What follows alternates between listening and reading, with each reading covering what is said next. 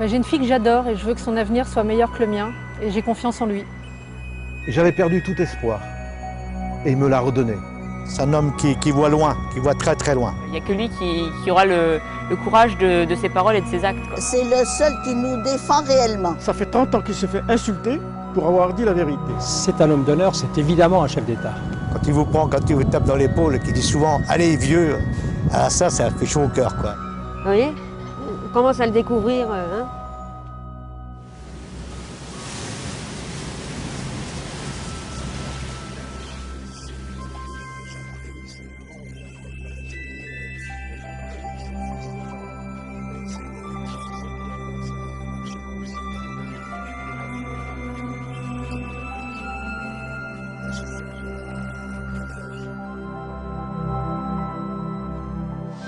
Ce n'est qu'ici qu'existe l'invraisemblable miracle de la vie.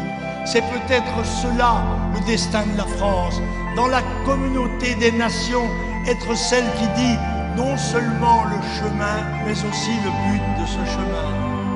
Voilà le but de notre combat politique, faire gagner la vie, parce qu'à tous les âges et sous toutes les formes, des pentes noires et brûlantes des volcans, aux draps blancs et froids des services de réanimation, c'est beau, c'est grand, c'est fort la vie.